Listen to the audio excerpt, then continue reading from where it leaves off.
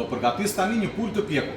Në fillim do ta ndaj në mes kana e kurrizit dhe do ta pjek të hapur. Në këtë mënyrë do shkurtoj kohën e pjekjes dhe do marr gjithashtu më mirë marinadën. Okej. Do ta spërkasjem mirë me krip edhe pastaj do përgatis marinadën. Për marinadën do përdor vaj ulliri, piper, limon, hudhër dhe pak specë të bluar të ëmbël.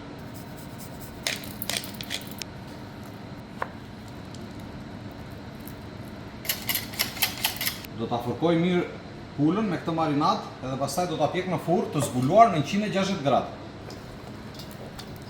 Ti shtoj pak ujë tepsis.